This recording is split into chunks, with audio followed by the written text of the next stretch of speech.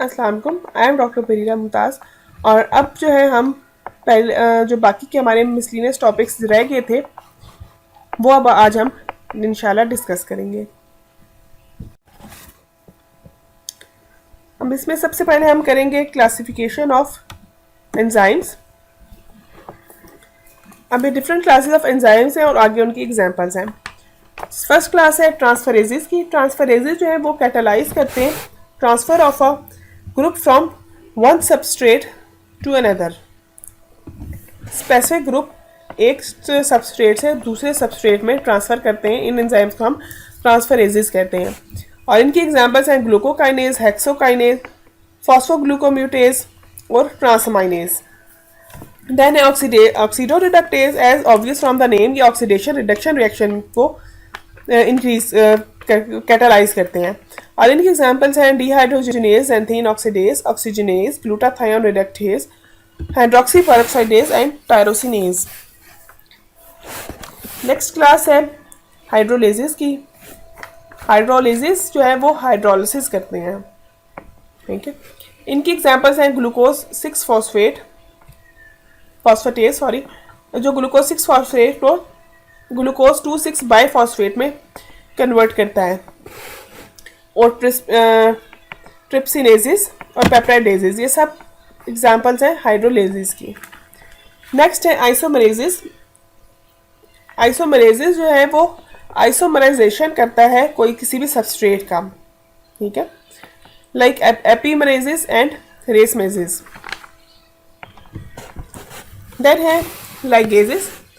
जो लाइगेजेस हैं वो इन्वॉल्व होते हैं in joining together of two substrate को ज्वाइन करते हैं लाइगेजेस, ठीक है, जैसे कि सिंथेटेजेस, कार्बोक्सिलेजेस और डीएनए लाइगेज। देन लाइजेस होता है वो फैसिलिटेट करते हैं removal of small molecule from a large substrate. एक लार्ज सबस्ट्रेट में से स्मॉल मॉलिक्यूल के रिमूवल को फैसिलिटेट करते हैं लाइजेस, जैसे आर्जिनो सक्सिनेट, फ्यूमारेज और एल्डोडेज।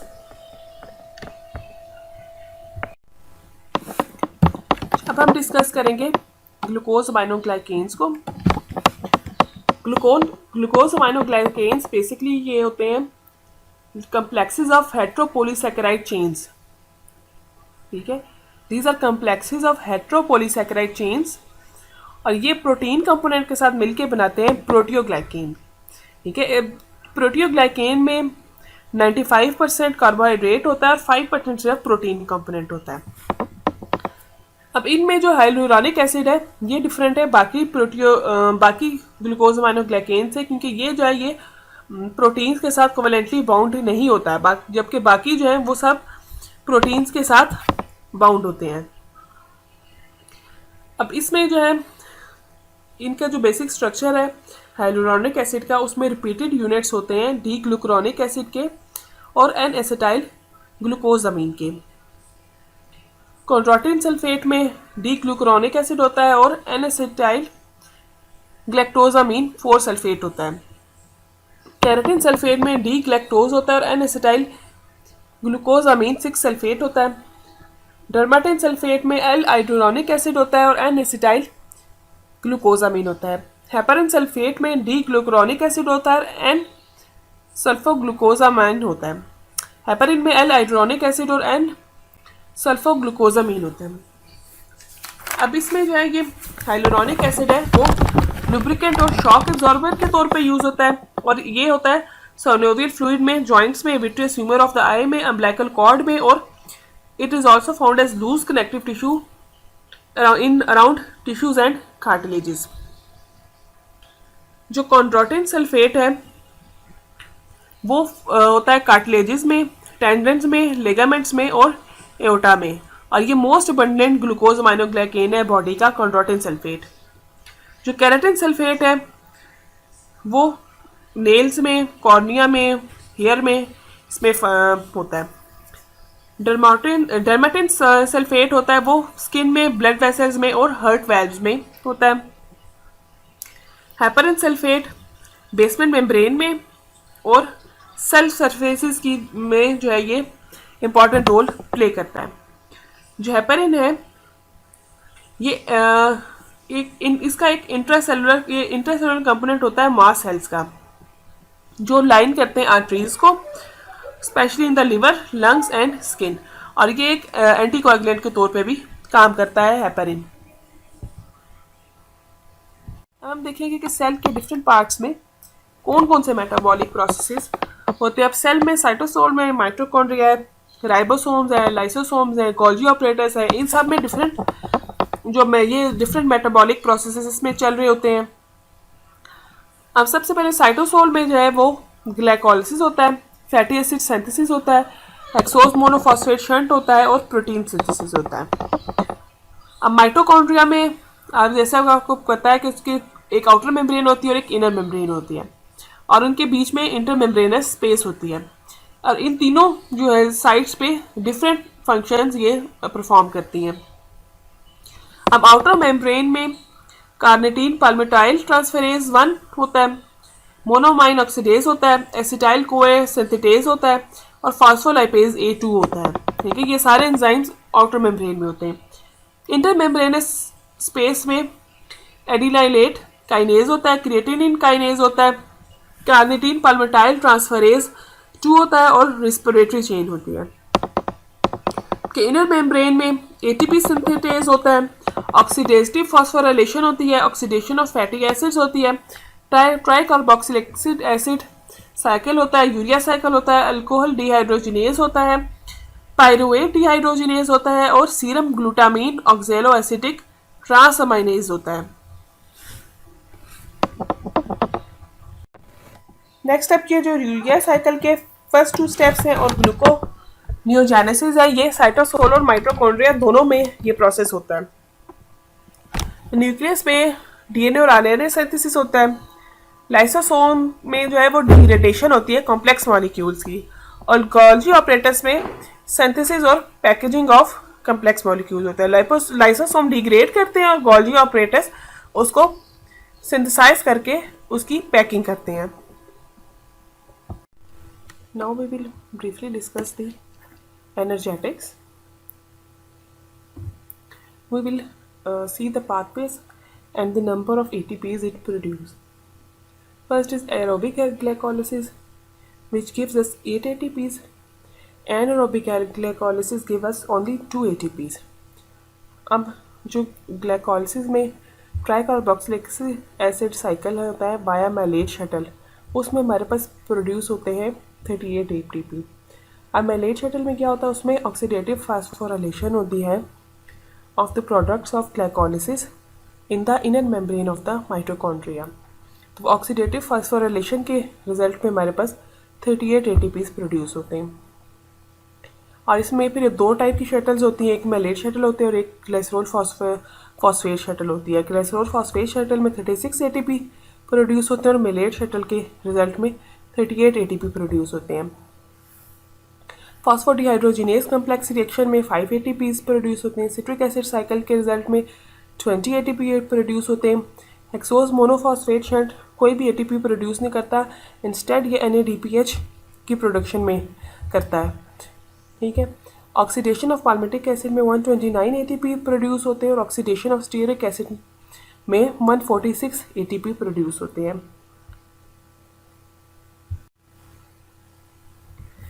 अब हम डिस्कस करेंगे वाइटामिन्स को।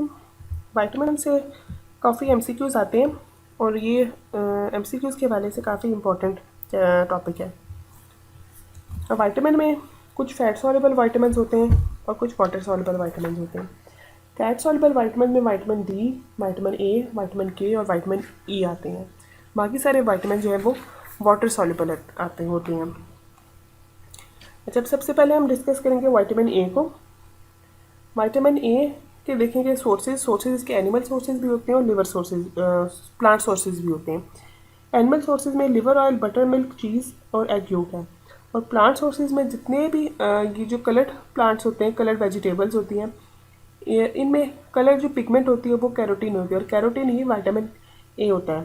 ठीक है, अब प्लांट सोर्सेज में इसमें कॉर्न आती है, स्पिनच आती है, कैरेट्स आती हैं, टोमेटो, ग्रीन येलो वेजिटेबल्स आते हैं। जब इसमें जो है ना इसकी डिफरेंट फॉर्म्स होती हैं। बेसिक स्ट्रक्चर इसका सेम होता है, लेकिन ये एक जो है वो ग्रुप पे डिफ़र करता है विटामिन ए। तो इसमें फिर ये रेटिनोल, रेटिनल और रेटिनोइक एसिड की 3 फॉर्म्स इसकी होती हैं।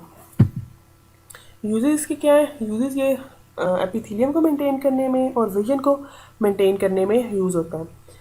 और it is essential for the normal differentiation of epithelial cells, और स्क्वेमस मेटाप्लेजिया को प्रिवेंट करता है, और यूज़ होता है for the treatment of measles and acute promyelocytic leukemia को में। डेफिशिएंसी में इसके सबसे जो पैथोगनोमिक फीचर है वो नाइट ब्लाइंडनेस का है, जिससे रिलेटेड एमसीक्यू भी बहुत आता है। इसके अलावा क्या हो सकती है? एपिथेलियम को मेंटेन करता है, तो इसकी डेफिशिएंसी में क्या होगा? ड्राई स्किन होगी, कॉर्नियल डिजनरेशन होगी, बाइटॉट स्पॉट्स होंगे, और एक्सेस में अगर इसको हम लेंगे तो वो ट्रेटोजेनिसिटी कॉज करेगा, स्पेशली अगर हम इसको फर्स्ट ट्राइमेस्टर में देंगे। नेक्स्ट है विटामिन B1, इसको थायमिन भी कहते हैं। विटामिन B1 के सोर्सेज हैं एनिमल सोर्सेज में इसके भी लिवर, मीट और एग्स हैं, और वेजिटेबल सोर्सेज में cereal grains, rice, peas, beans और नट्स हैं। इसका यूजेस क्या है? It is a cofactor for enzyme reactions. Different enzymes जैसा कि पायरुवेट डिहाइड्रोजिनेज, ट्रांसकीटोलेस और डिफरेंट टाइप के और जो दूसरे डिहाइड्रोजिनेजेस होते हैं वो जो है उनमें ये यूज़ होता है थायामीन एज अ को फैक्टर। डेफिशिएंसी इसकी जो होती है वो मोस्टली अल्कोहलिज्म की वजह से होती है, क्योंकि अल्कोहल इंटरफेयर करता है इसकी एब्जॉर्प्शन को। अब जो डेफिशिएंसी डिजीज़ में मोस्ट जो कॉमन है वो वर्निकीज कॉर्साकॉफ सिंड्रोम है। इसमें 2 कंपोनेंट होते हैं, एक वर्निकीज कंपोनेंट होता है और एक कॉर्साकॉफ कंपोनेंट होता है। वर्निकी कंपोनेंट में एटेक्सिया, निस्टिग्मिस और ऑप्थेल्मोप्लेजिया होता है, और जो कॉर्साकॉफ में वो कन्फेबुलेशन और साइकोसिस होता है। इसके अलावा ड्राई बेरी बेरी और वेट बेरी बेरी होता है। जो ड्राई बेरी बेरी होता है वो विदाउट फ्लूइड रिटेंशन होता है, और जो वेट बेरी बेरी होता है उसमें फ्लूइड रिटेंशन होती है और हाई आउटपुट कार्डिक फेलियर होता है। कि ड्राई बेरी बेरी में आप देखें पोलीन्यूराइटिस होता है, सिमेट्रिकल मसल वेस्टिंग होती है, और वेट बेरी बेरी में हाई आउटपुट कार्डिक फेलियर होता है और डायलेटेड कार्डियोमायोपैथी होती है। Then we come to the vitamin B2, which is also called riboflavin। Vitamin B2 के सोर्सेज में भी प्लांट सोर्सेज है और एनिमल सोर्सेज है। एनिमल सोर्सेज में वही इसके भी लिवर, किडनी, मिल्क और क्रैब है, और प्लांट सोर्सेज में yeast, whole grains, dry beans, nuts और पीज हैं। अब इसके यूजेस क्या हैं? It is a component of flavin, FAD and FMN, और B2 gives 2 ATP by FAD and FMN, और it is also a component of dehydrogenases. अब deficiency इसकी में क्या होता है? डेफिशिएंसी में इसकी 2 C से याद करना है। चिलोसिस होते हैं और कॉर्नियल नियोवैस्कुलराइजेशन होती है। चिलोसिस जो है वो क्रैकिंग और scaling of the lip borders होता है और कॉर्नर्स ऑफ द माउथ होता है, और इसमें एक और भी होता है, मैजेंटा कलर की टंग भी मिल सकती है इसमें राइबोफ्लेविन की डेफिशिएंसी में। देन आता है विटामिन B3, जिसको नायसिन भी कहते हैं। इसके सोर्सेज में भी एनिमल सोर्सेज में लिवर, किडनी, मीट और फिश है, और वेजिटेबल सोर्सेज में peas, beans, coffee, tea, nicotinamide is present in highest concentration in germs and pericarp in cereal grains. Uses इसके क्या है नायसिन के? It is a component of NAD and NADP and is drive from tryptophan, और इसकी synthesis के लिए require होता है विटामिन B2 एंड B6, और विटामिन B3 जो है वो 3 ATP देता है, और इसको डिस्लिपिडीमिया की ट्रीटमेंट में भी यूज़ होता है। अब ये जो विटामिन B3 का एंजाइम में भी है ना, ये भी डिहाइड्रोजिनेसिस के को बनाने में यूज़ होता है एज अ को फैक्टर। अच्छा, इसकी अब डेफिशिएंसी में क्या होता है? डेफिशिएंसी में इसकी जो पैथोगनोमिक है वो प्लेग्रा है। प्लेग्रा को आपने 3D से याद करना है। 3 Ds में क्या है? डायरिया, डिमेंशिया और डर्मेटाइटिस। ठीक है। और इसमें जो डर्माटाइटिस होता है वो कॉलर रैश होता है, कॉलर रैश लाइक नेकलेस बनता है इसमें प्लेग्रा में। प्लेग्रा की डेफिशिएंसी जो होती है ना उसमें एक हार्टम डिजीज़ भी होती है, और इसकी डेफिशिएंसी जो होती है ना वो it is related to deficiency of tryptophan, ठीक है, और जो कि एक मेजर पोर्शन नायसिन की रिक्वायरमेंट का प्रोवाइड करता है थ्रू ट्रिप्टोफैन, ठीक है। Then comes vitamin B5। Vitamin B5 को पेंटोथेनिक एसिड भी कहते हैं। इसके सोर्सेज में भी जो एनिमल सोर्सेज हैं वो इसकी विटामिन B5 के एक्सीलेंट सोर्सेज हैं, और उनमें क्या है, लिवर, एग योक, सीरियल तो उसमें आएगा प्लांट सोर्स में, और किडनीज। और वेजिटेबल सोर्स में क्या है, सीरियल्स हैं, और ये पुअर सोर्स है इसका विटामिन B5 का। Richest known source of pantothenic acid is royal jelly. Royal jelly jellyfish की ही एक फॉर्म होती है। अब इसके यूजेस क्या होते हैं? Uses it is a component of coenzyme A, जो कि और फैटी एसिड सिंथेज का भी कंपोनेंट होता है। इसके अलावा पायरुवेट डिहाइड्रोजिनेज और कीटो ग्लूटारेट डिहाइड्रोजिनेज का भी कंपोनेंट होता है, ठीक है। और इसकी डेफिशिएंसी में क्या होता है, डेफिशिएंसी इसकी बहुत रेयर होती है, लेकिन अगर हो तो फिर डर्माटाइटिस और एलोपेशिया होता है। Next is vitamin B6 which is also known as pyridoxine. Vitamin B6 के सोर्सेज में लिवर, किडनी, मसल और फिश है, और योक है, और वेजिटेबल सोर्सेज में सीरियल ग्रेन्स हैं। देन इसके uses, it is required for the synthesis of heme, histamine and neurotransmitter like कार्बा एंड डोपामीन, ठीक है। और ये अमाइनो ट्रांसफेरेजेस और ट्रांस अमाइनेजेस का, और AST और ALT और अमाइनो ल्यूविलिनेट सिंथेटेज का भी पार्ट होता है। उनको में भी एज अ को फैक्टर ये एक्ट करता है पायरिडॉक्सिन। ये बेसिकली काफ़ी जो है इम्पोर्टेंट वो है विटामिन है। जब इसकी डेफिशिएंसी में क्या होता है, डेफिशिएंसी इसकी मोस्टली जो है पायरिडॉक्सिन की डेफिशिएंसी आइसोनाइजेट थेरेपी से होती है।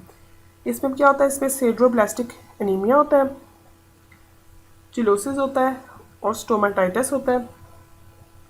इसके अलावा पेरिफेरल न्यूरोपैथी और कन्वर्जन्स होती हैं विटामिन B6 की डेफिशिएंसी में। Then is vitamin B7 which is also known as biotin. Biotin के सोर्सेज हैं लिवर, किडनी और मिल्क प्रोडक्ट्स, और यूजेस में इसकी it is a cofactor for carboxylation reactions, जैसे कि पायरुवेट कार्बोक्सिलेज और एसिटाइल CoA कार्बोक्सिलेज और प्रोपेनाइल CoA कार्बोक्सिलेज, और it is act as a cofactor in oxidation of fatty acids. Biotin की deficiency बहुत rare होती है, और ये मोस्टली कब होती है कि जब एक्सेसिव कंजम्पशन होती है रॉ एग्स की। रॉ एग्स में स्पेशली रॉ एग योक में एविडिन होता है। जो एविडिन होता है ना वो बायोटिन को इसके साथ बाइंड करता है और उसकी एब्जॉर्प्शन नहीं होने देता, ठीक है। और अगर इसकी डेफिशिएंसी हो जाए, जो कि ऑल्दो बहुत रेयर है, तो इसमें एलोपेशिया होता है, और बाउल इन्फ्लेमेशन होती है, और मसल पेन होता है विटामिन B6 की डेफिशिएंसी बायोटिन की डेफिशिएंसी की वजह से।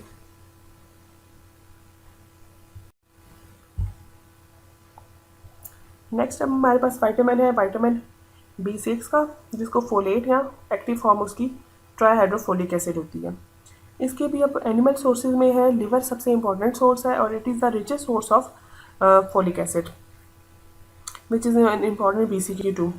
और प्लांट सोर्सेज में इसके ग्रीन लीफी वेजिटेबल्स आते हैं। फंक्शंस में है कि ये इसकी एक्टिव फॉर्म जो है वो ट्राईहाइड्रोफोलिक एसिड है, जो इम्पॉर्टेंट होती है सिंथेसिस ऑफ DNA और RNA में नाइट्रोजनस बेसिस के। अब ये नाइट्रोजनस बेसिस सिंथेसाइज होती हैं in the presence of thymidylate synthase, और इस जिससे फिर आगे पैरामिडीन और प्यूरीन सिंथेसिस होती है। अब इसकी जो डेफिशिएंसी होती है वो मोस्टली होती है अल्कोहलिक्स में और प्रेगनेंसी में। फिर इसके फीचर्स क्या होते हैं डेफिशिएंसी में, मैक्रोसाइटिक मेगालोब्लास्टिक एनीमिया होता है, और it is found in leafy vegetables और एब्जॉर्ब इन जिजनम, और मोस्ट कॉमन डेफिशिएंसी डिजीज़ है US में। क्योंकि यूएस में अल्कोहलिज्म ज़्यादा है तो उसमें फिर ये विटामिन B8 की डेफिशिएंसी भी ज़्यादा है. Then comes vitamin B12, which is also known as cobalamin. Cobalamin is present in food of animal sources only. और ये विटामिन B12 सिर्फ हम एनिमल सोर्सेज से ही ले सकते हैं, प्लांट सोर्सेज से नहीं हो विटामिन B12 ले सकते हैं. इसीलिए इसकी डेफिशिएंसी मोस्ट कॉमन है स्ट्रिक्ट वेजिटेरियंस में. अच्छा, अब इसमें जो है ये लार्ज रिजर्व पूल है 3 to 4 ईयर्स इन लिवर. इसमें डेफिशिएंसी इसकी बहुत रेयर होती है क्योंकि इसके जो रिजर्व्स हैं बॉडी में वो बहुत ज़्यादा होते हैं और इसकी जो रिक्वायरमेंट है वो उस हिसाब से बहुत कम अमाउंट में है. इसलिए 3 to 4 ईयर्स तक अगर आप बिल्कुल विटामिन B12 ना लें तो उसके बाद ही आप में डेफिशिएंसी डिजीज़ की होंगी. अब डेफिशिएंसी डिजीज़ में क्या है, वो है सबसे इम्पॉर्टेंट मैक्रोसाइटिक मेगालोब्लास्टिक एनीमिया और नर्व डैमेज. ठीक है, जिसमें नर्व डैमेज में फिर आगे फिर प्रोग्रेसिव पेरिफेरल न्यूरोपैथी होती है इसमें विटामिन B12 की डेफिशिएंसी में. नेक्स्ट है विटामिन सी. विटामिन सी को एस्कॉर्बिक एसिड भी कहते हैं और इसके में जो है ये सबसे ज़्यादा विटामिन सी जो होता है ये ग्रीन चिलीज़ में होता है. लीफी वेजिटेबल्स हैं इसके source and citrus fruit like orange, lemon, papaya, pineapple, banana and strawberry. It is an important antioxidant और फैसिलिटेट करता है आयरन की एब्जॉर्प्शन को. इसीलिए जो हम आयरन टैबलेट्स देते हैं वो हम ऑरेंज जूस के साथ रेकमेंड करते हैं क्योंकि ऑरेंज जूस में विटामिन सी होता है कि जो आयरन की एब्जॉर्प्शन को इन्हेंस करता है. It is also necessary for hydroxylation of proline and lysine in collagen synthesis और it converts dopamine to norepinephrine. ठीक है, अब डेफिशिएंसी डिजीज़ में इसकी क्या होती है, डेफिशिएंसी में मोस्टली जो होती है वो डाइट की वजह से होती है, जिसमें अगर डाइट में सिट्रस फ्रूट या ग्रीन वेजिटेबल्स नहीं होंगी तो वो फिर डेफिशिएंसी कॉज करेगा विटामिन सी की. सबसे इम्पॉर्टेंट डेफिशिएंसी डिजीज़ है इसमें स्कर्वी है, जिसमें कोलेजन सिंथेसिस का डिफेक्ट होता है और इसमें पुअर वुंड हीलिंग होती है, इजी ब्रूजिंग होती है, ब्लीडिंग गम्स होते हैं, increase bleeding time, painful glossitis और एनीमिया. ये सब है फीचर्स स्कर्वी के. नेक्स्ट है विटामिन डी. विटामिन डी जो है ये भी बहुत इंपॉर्टेंट विटामिन है. अब ये इसके सोर्सेज क्या हैं, इसके सोर्सेज में है fish liver oil which is the richest source of vitamin D और एग योग. ठीक है, it increases intestinal absorption of calcium. Intestine से एब्जॉर्प्शन को इंक्रीज करता है. ठीक है, और increase bone mineralization at low levels. अगर इसका लेवल लो होगा तो ये बोन की विटामिन डी बोन की मिनरलाइजेशन को इंक्रीज करेगा. लेकिन अगर विटामिन डी का लेवल बहुत हाई होगा तो वो बोन की रिजॉर्प्शन को इंक्रीज करेगा. विटामिन डी ने बेसिकली कैल्शियम को मेंटेन करना है. कैल्शियम को मेंटेन करना है तो विटामिन डी लो होगा तो इसका मतलब है कि कैल्शियम बॉडी में ज़्यादा है. कैल्शियम ज़्यादा है तो बोन की मिनरलाइजेशन होगी. ठीक है, अगर विटामिन डी इंक्रीज़ होगा तो विटामिन डी इंक्रीज़ क्यों होगा, क्योंकि बॉडी में कैल्शियम जो ब्लड में कम है तो वो उसको इंक्रीज़ करने के लिए विटामिन डी इंक्रीज़ होगा जो बोन की रिजॉर्प्शन कराएगी और बोन से जो कैल्शियम को रिलीज़ कराएगी इन द ब्लड. अच्छा, अब इसकी डेफिशिएंसी में क्या होता है, रिकेट्स होता है चिल्ड्रन में और ऑस्टियोमलेशिया होता है एडल्ट्स में. और जो ब्रेस्ट जो है मिल्क में विटामिन डी के बहुत माइन्यूट अमाउंट होता है, इसीलिए जो ब्रेस्ट फेड इंडिविजुअल बच्चे होते हैं उनको विटामिन डी आपको ओरली भी साथ देना होता है. देन इज़ विटामिन ई, जिसको अल्फा टोकोफिरोल भी कहते हैं. जब इसके सोर्सेज में कॉर्न ऑयल है, सनफ्लावर ऑयल है, व्हीट जर्म ऑयल है, मार्जरीन है. और इसकी इंपॉर्टेंस क्या है, इट इज़ एन एंटीऑक्सीडेंट है और it can enhance anticoagulant effect of warfarin. Warfarin के एंटीकोएगुलेंट इफेक्ट को विटामिन ई इन्हांस करता है और विटामिन के उसको एंटेगनाइज करता है. अब इसके जो डेफिशिएंसी है उससे क्या होता है, मसल वीकनेस होती है और न्यूरोलॉजिकल प्रेजेंटेशन जो जिस तरह के B12 डेफिशिएंसी में होती है, जैसे कि जो पेरिफेरल न्यूरोपैथी हमने कहा था कि B12 में होती है तो वो विटामिन ई की डेफिशिएंसी में भी होगी. देन विटामिन के का जो सोर्स है वो ग्रीन लीफी वेजिटेबल्स हैं, जैसे कॉलीफ्लावर, सोयाबीन, टोमेटोज और कैबेज है. विटामिन के की इम्पोर्टेंस क्या है, It is important in blood clotting and is synthesized by the intestinal flora. It is necessary for the maturation of factors 2, 7, 9, 10 and protein C and S, और इसीलिए ये जो है ये ब्लड क्लॉटिंग में बहुत इंपॉर्टेंट होता है, क्योंकि इसके बगैर ये वाले जो क्लॉटिंग फैक्टर्स है ये नहीं बन सकते। क्योंकि अगर इसकी डेफिशिएंसी होगी तो ब्लड क्लॉटिंग नहीं होगी, ब्लड क्लॉटिंग नहीं होगी तो फिर वो हेमरेज की टेंडेंसी ज़्यादा हो जाएगी। ठीक है, देन जिंक आता है। जिंक जो है वो एसेंशियल होता है बहुत सारे एंजाइम्स में, और कार्बोनिक एनहाइड्रेज की एक्टिविटी को भी इन्हेंस करता है, विच इज़ एन इम्पॉर्टेंट बीसीक्यू। और जिंक बेसिकली इसके बहुत से फूड सोर्सेज होते हैं। अब इसकी डेफिशिएंसी क्यों होती है? डेफिशिएंसी जो बच्चों में सबसे ज़्यादा डेफिशिएंसी होती है वो डायरिया की वजह से होती है। डायरिया की वजह से जिंक की डेफिशिएंसी बहुत ज़्यादा होती है। इसलिए जब हम बच्चों को एंटी डायरियल ट्रीटमेंट पे डालते हैं तो उसमें साथ हम जिंक भी ऐड करते हैं। अब इसकी डेफिशिएंसी की वजह से क्या होती है? डिलेड वुंड हीलिंग होती है और हाइपोगोनाडिज्म होता है।